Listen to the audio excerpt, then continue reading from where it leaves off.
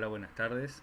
Vamos a hacer esta grabación para dejar un repaso de lo que fue la clase de patologías asociadas a síndrome nefrítico, que desgraciadamente no se grabó en su momento.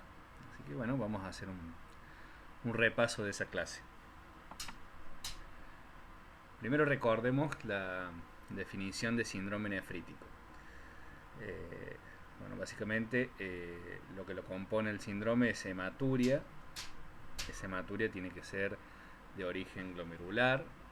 ¿Qué indicio vamos a tener de ello? Es que, bueno, que los hematíes sean dismórficos, que estén alterados por su paso a través de las lesiones de los capilares y la formación de cilindros hemáticos a nivel de los túbulos renales, que los podemos ver en el extendido de la orina.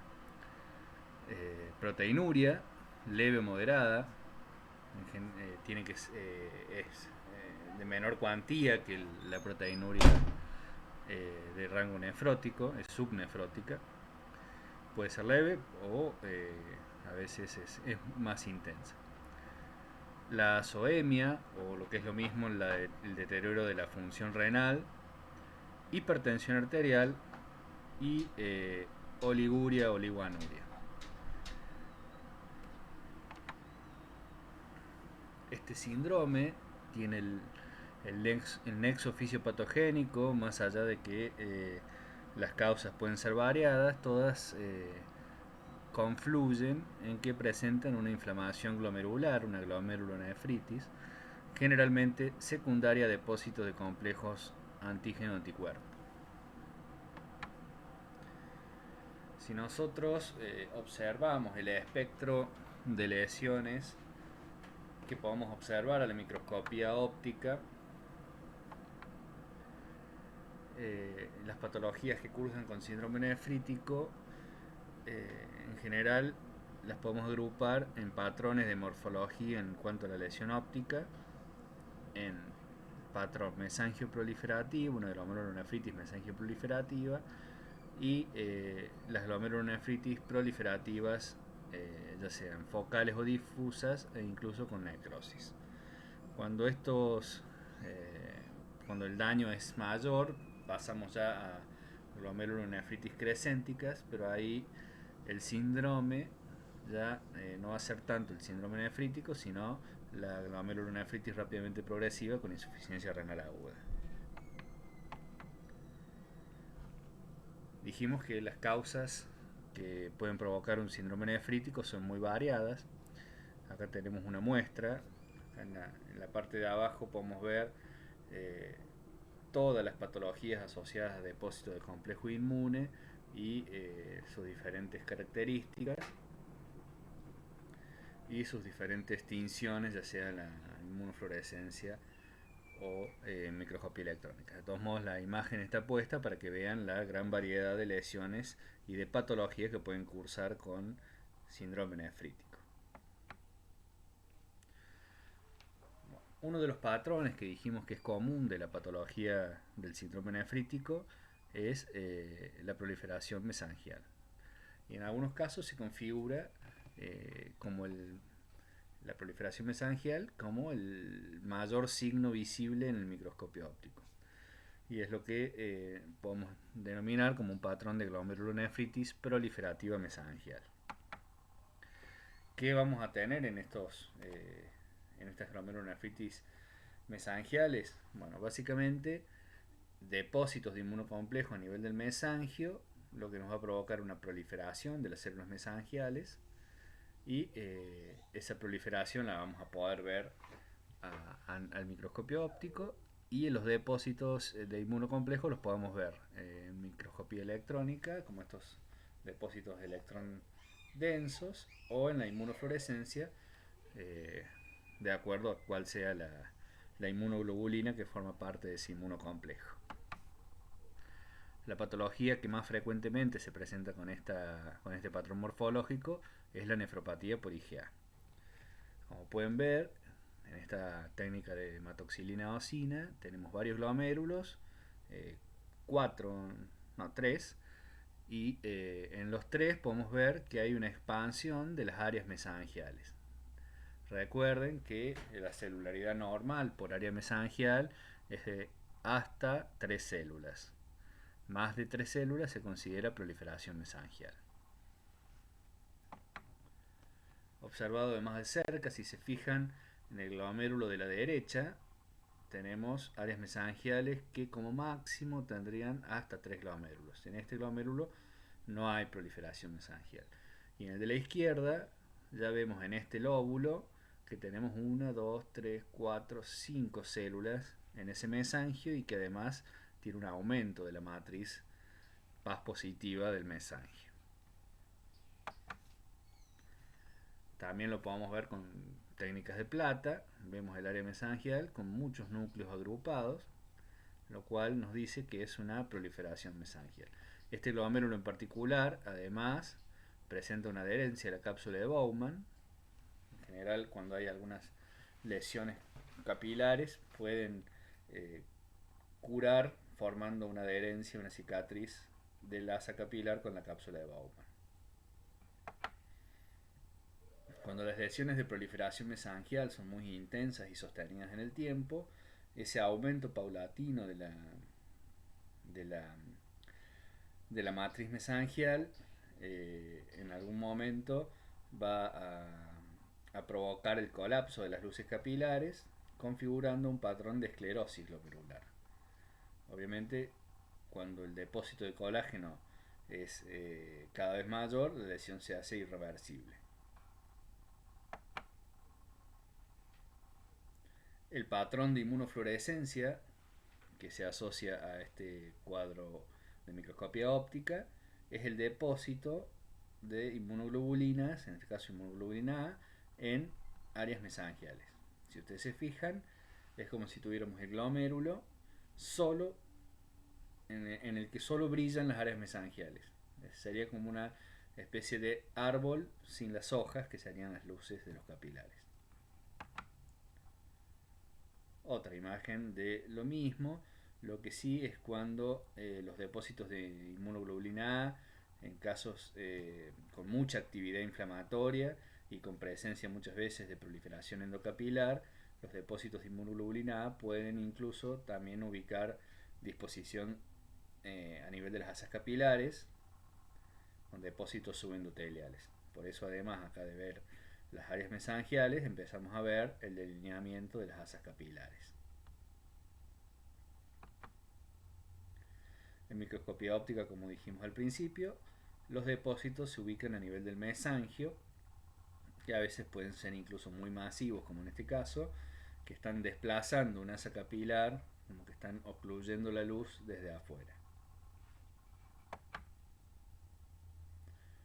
Para la microscopía óptica de la nefritis por IgA tenemos una clasificación que nos trata que es una clasificación pronóstica que va marcando de acuerdo a los niveles de proliferación mesangial, la presencia de proliferación endocapilar, la presencia de esclerosis segmentaria, el nivel de fibrosis intersticial y atrofia tubular y la presencia o no de crecientes.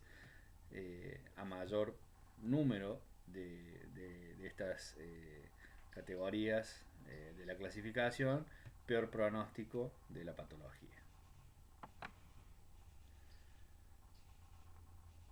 Otro patrón de microscopía óptica que suele cursar con síndrome nefrítico es el patrón de proliferación endocapilar, o lo que se conoce como glomerulonefritis proliferativa endocapilar. Y la patología modelo para este patrón es la glomerulonefritis postinfecciosa, y de ellas la más común es la post-estreptocóxica. ¿Qué vamos a encontrar en este patrón? Básicamente un aumento marcado de la celularidad endocapilar, ya sea por proliferación del endotelio o por acúmulo de células inflamatorias, y depósitos de inmunocomplejos en muchos lugares, puede ser en el mesangio, pero para que prolifere el endotelio y se produzca esta hipercelularidad, vamos a necesitar que haya depósitos a nivel del subendotelio y del subepitelio. En el caso de las postinfecciosas es muy común encontrar estos depósitos tipo joroba en el subepitelio, que son los que podemos ver en esta membrana basal. Acá una joroba, acá otra. Y a nivel de la inmunofluorescencia se observa con este patrón de fluorescencia capilar, groseramente granular, algunos le llaman patrón en guirnalda, que es muy característica de las postinfecciosas. A nivel de lo que es la microscopía óptica vamos a encontrar glomérulos muy hipercelulares, ya a menor aumento lo podemos ir observando, muchos núcleos, a la izquierda en la coloración de hematoxilina eosina y a la derecha en la coloración de paz. Fíjense que prácticamente no podemos ver las luces capilares, está muy ocluido ese glomérulo por la proliferación de las células. Si nos acercamos y observamos de más de cerca, vemos que las asas capilares tienen gran cantidad de leucocitos polimorfonucleares y una proliferación de células endoteliales. Es una característica, aunque no es patognomónica, de las glomerulonefritis postinfecciosas la presencia de abundantes polimorfonucleares neutrófilos, y pueden estar no solo en el glomérulo, sino también a nivel del intersticio. Con coloración de metenamina de plata, observemos acá que hay cierto nivel de proliferación endocapilar, cuesta ver algunas luces, aunque acá hay alguna, hay polimorfonucleares abundantes, y en este otro caso este glomérulo está conservado. En este otro glomérulo, también con una tinción de metenamina, mejor contrastada con hematoxilina y eosina, podemos ver que prácticamente no ha quedado ninguna luz permeable y están todas ocupadas por esta gran celularidad. Es muy común encontrar en las glomerulonefritis con patrón proliferativo endocapilar alguna que otra semiluna. Nosotros tenemos que tener en cuenta que para la formación de las semilunas lo que necesitamos es que haya una lesión capilar, una lesión necrótica capilar que permita la extravasación de todo el plasma con su fibrina, con sus factores de crecimiento y liberación de citoquinas que van a hacer que prolifere el epitelio de Bowman. Si en nuestra biopsia lo que predomina es esta proliferación extracapilar, es decir, las semilunas, bueno, ya no tendremos un patrón de proliferación endocapilar, sino que de proliferación extracapilar, una glomerulonefritis rápidamente progresiva.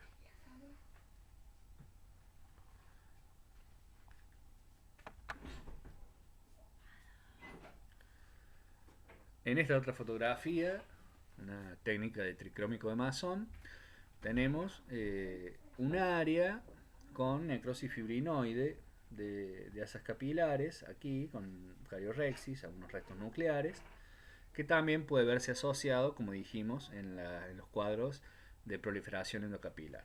El resto del glomérulo tiene una intensa proliferación endocapilar, una hipercelularidad endocapilar muy marcada. Si podemos obtener un corte muy fino con el tricrómico de Masson y le hacemos una magnificación de 1000 por con aceite, podemos observar esas jorobas que se ven muy bien en la microscopía electrónica. Podemos observar el esbozo de las mismas a nivel del tricrómico de Masson, bien subepitelial, porque tenemos la membrana basal por debajo y el depósito por arriba, que es muy sugestivo de la glomerulonefritis postinfecciosa. Como dijimos también, el gran infiltrado polimorfonuclear en estas patologías puede verse a nivel del intersticio. Observen la gran cantidad de polimorfos nucleares que vemos a este nivel y cierto grado de lesión de las células del epitelio tubular con algún grado de injuria tubular aguda, con el efacelo de alguna de las células que aparecen como sueltas en la luz de los túbulos y cierto aspecto regenerativo que tienen esas células del epitelio tubular. Ustedes tienen que tener en cuenta que el epitelio tubular recibe su irrigación de el glomérulo, y es decir, de la arteriola eferente.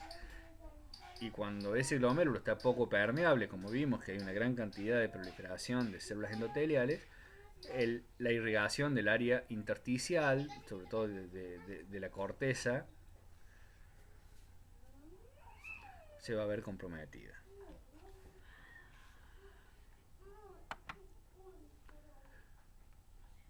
Como dijimos, el patrón de inmunofluorescencia va a ser estos depósitos a nivel de las asas capilares, en la periferia, con un granulado muy grueso, muy grosero, que es el patrón en guirnalda muy común de las postinfecciosas. Suele ser positiva para IgG y para C3 en el mismo patrón. Y por último, lo que ya vimos un poco, las jorobas, como se ven a la microscopía electrónica con la membrana basal y la joroba. Acá lo mismo, membrana basal, esto es un núcleo endotelial, más de un núcleo, 2 o 3 núcleos, y este probablemente sea un núcleo de un leucocito, una proliferación endocapilar marcada, y las jorobas subepiteliales. Dentro de lo que es el patrón de proliferación endocapilar, podemos tener otras patologías en las cuales los depósitos van a ser más llamativos a lo que es a nivel mesangial y a nivel subendotelial.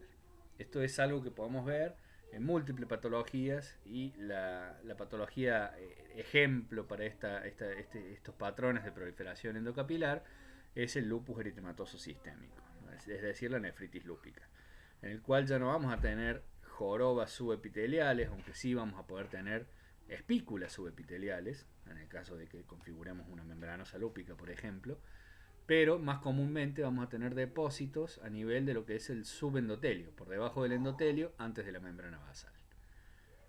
El patrón de inmunofluorescencia también va a ser capilar y mesangial, con gránulos quizás menos groseros que los que veíamos en la postinfecciosa, y además de marcar inmunoglobulina G y C3, también probablemente tengamos positividad en todos los marcadores de inmunoglobulina, es decir, inmunoglobulina A, inmunoglobulina M, también en el complemento C1Q, configurando lo que es el patrón full house de la fluorescencia muy común en el lupus. La nefritis lúpica, como lo dijimos en varias clases, tiene una miríada de presentaciones histológicas que nos ha llevado a hacer esta clasificación, nos ha llevado a los patólogos y a los nefrólogos a que esté esta clasificación de nefritis lúpica, que va desde la clase 1, en la cual microscópicamente el glomérulo va a estar normal, el área túbulo intersticial sin daño, pero en la cual vamos a poder demostrar la presencia de inmunocomplejos. Luego vamos a tener una clase 2 en la cual va a haber solo proliferación mesangial con alguna otra lesión si uno la analiza en microscopía electrónica.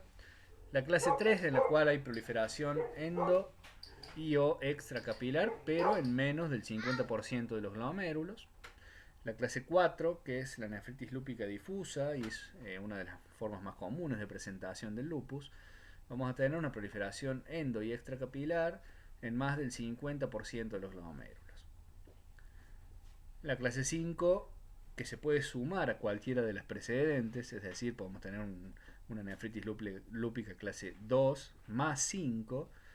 La 5 es la nefritis lúpica membranosa, en la cual vamos a tener un engrosamiento de la membrana basal con la demostración de espículas en esa membrana con depósitos subepiteliales si uno la observa en la inmunofluorescencia o en la microscopía electrónica. Y la clase 6, que es la nefritis lúpica esclerosa, en el cual el 90% de los glomérulos ya están esclerosados y es una enfermedad en estadio terminal renal. Bueno, las lesiones que podemos ver en la nefritis proliferativa lúpica, en este caso es una una lesión, como podemos ver, segmentaria, porque afecta solamente este segmento del glomérulo, con proliferación endocapilar y algo de necrosis fibrinoide. Estas son las lesiones más comunes de ver en el lupus clase 3, en la nefritis proliferativa focal. En lupus clase 4 es más común que el glomérulo esté totalmente afectado y no de manera segmentaria. Algunas otras imágenes: el lupus cuando está en actividad es muy probable que forme semilunas, que haya necrosis de esas capilares y nos lleve a la formación de semilunas, y en algunos casos hasta puede configurar un cuadro de glomerulonefritis rápidamente progresiva. Pero lo más común es que haya un predominio de la proliferación endocapilar y no extracapilar. A veces en la nefritis lúpica podemos observar, en este caso con esta tinción de hematoxilina eosina, cómo se delinean los depósitos subendoteliales cuando son muy masivos y nos van marcando las asas capilares. En algunos casos son tan grandes estos depósitos subendoteliales que protruyen hacia la luz y en el corte histológico dan la impresión de ser un trombo. Son los famosos trombos hialinos del lupus. Y estos son los depósitos hialinos subendoteliales que también los tenemos en cuenta cuando hacemos el índice de actividad de la patología. Tiene el depósito subendotelial, el depósito hialino subendotelial, tiene el mismo significado que la proliferación endocapilar a la hora de encuadrar las lesiones. Es decir, si tenemos los glomérulos con depósito subendotelial, más del 50%, pero la proliferación endocapilar no alcanza el 50%, bueno, eso es una glomerulonefritis clase 4, lo mismo. ¿Por qué? Porque tiene el mismo significado el depósito subendotelial que la proliferación endocapilar a la hora de clasificar la lesión. Con la tinción de Paz vemos en este caso bien cómo se delinean en el subendotelio estos depósitos que son Paz positivos. Fíjense que la membrana es un Paz positivo un poco más fuerte y el depósito en este caso está por debajo de la membrana basal. Lo mismo acá y acá. A veces son en extremo masivos estos depósitos y nada, son muy groseros, muy llamativos, y los podemos ver con esta tinción, en este caso un tricrómico de Masson, en el cual se ve rojizo el depósito y medio celeste la membrana basal y las estructuras con colágeno.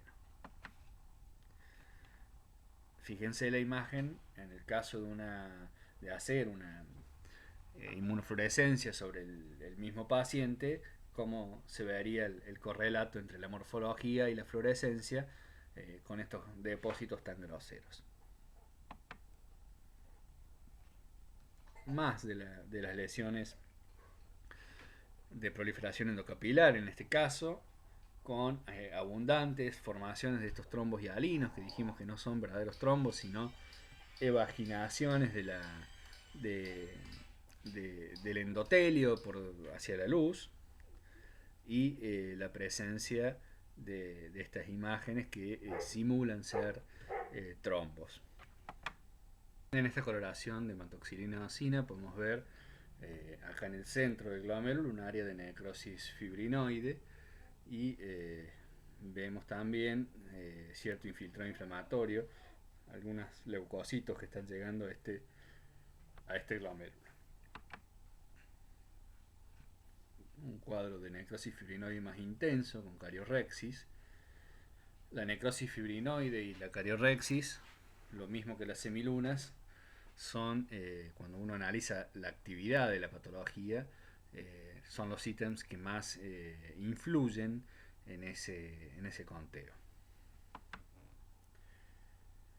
En el caso de la nefritis lúpica también es muy común observar un intenso infiltrado a nivel intersticial, en este caso en el que además también podemos ver una intensa atrofia tubular y una fibrosis intersticial asociada. Vemos cómo a nivel tubular, también lo que es a nivel de la membrana basal tubular, cómo se va depositando los complejos inmunes antígeno-anticuerpo, que también lo podemos objetivar con técnicas de inmunofluorescencia. Estos depósitos, además, también se pueden ubicar en el subendotelio de las arterias y las arteriolas, configurando lo que es la vasculopatía lúpica, que en el caso de solo ser depósitos hialinos subendoteliales, vamos a decir que es una vasculopatía lúpica no complicada, y cuando tengamos presencia de necrosis fibrinoide, vamos a tener una vasculopatía lúpica complicada. Y por último, otra forma de afección de los vasos en el lupus es la configuración de una verdadera vasculitis con un importante infiltrado inflamatorio de la pared vascular. Lo más frecuente es que tengamos una vasculopatía lúpica no complicada. Vemos acá, en este caso, en el cual en este vaso ya hay algo de necrosis fibrinoide, los depósitos son muy masivos y hay infiltración por células inflamatorias, es una vasculitis lúpica. Habíamos dicho que cualquiera de los patrones se puede acompañar de las clases, de las categorías de lupus, se puede acompañar de la clase 5, que es la membranosa, y en este caso tenemos los grandes depósitos subendoteliales, pero además la formación de espículas y con depósitos subepiteliales, configurando una membranosa lúpica. Otra lesión que también es frecuente de ver a este nivel en el lupus es la duplicación de la membrana basal. Ahí podemos tener un esbozo de duplicación, que es cuando la célula mesangial prolifera y se interpone entre el endotelio y la membrana basal y va sintetizando una nueva membrana basal. Por lo tanto, queda una doble membrana. Acá, a mayor aumento, la presencia de espículas que configuran la membranosa lúpica. Como veremos en la inmunofluorescencia, la nefropatía lúpica, la membranosa, perdón, tiene esta disposición de depósitos en las asas capilares finamente granular, a veces tan finamente granular, están tan estrechamente estos gránulos que a veces parece que fuera un patrón lineal, pero es granular. El lupus, dijimos que lo más frecuente es que tengamos positividad en los 5 marcadores que habitualmente más usamos, que son estos, las 3 inmunoglobulinas y los 2 complementos. Es el patrón full house. Y lo más frecuente es que haya mucha intensidad, 3 cruces en esos depósitos, sobre todo de inmunoglobulinas. A la microscopía electrónica vamos a objetivar los mismos depósitos que veíamos en la microscopía óptica. Fíjense los depósitos subendoteliales densos que tenemos acá y algunos depósitos a nivel mesangial. Esta es la célula endotelial, el núcleo de la célula endotelial, el citoplasma endotelial. Y otra lesión que se suele ver en la microscopía electrónica en el lupus son las inclusiones túbulo-reticulares. Que por un lado, estas no son, estos son arreglos tipo huella digital de los inmunocomplejos, que es también una característica cuando hay muchos inmunocomplejos. Y esto es lo que yo les decía, las inclusiones túbulo-reticulares en el citoplasma de las células endoteliales, que es sugestivo de lupus, pero no es patognomónico, pues es una lesión que también se ve en otras condiciones, como puede ser el HIV. En el lupus tenemos estos índices pronósticos, tenemos índice de actividad, índice de cronicidad. El primero nos habla de cuán activo esté la patología en ese momento y el segundo de qué lesiones acumuladas va teniendo ese riñón. Como dijimos, en el índice de actividad lo que más suma es la necrosis fibrinoide y la cariorexis por un lado y las semilunas epiteliales por el otro. Pero hay otros ítems como la que es la hipercelularidad endocapilar, la infiltración leucocítica de ese glomérulo, depósitos hialinos o endoteliales también suman, y la inflamación intersticial, de acuerdo a qué porcentaje de aparición de estos ítems vamos configurando nuestro índice, que tiene un máximo de 24.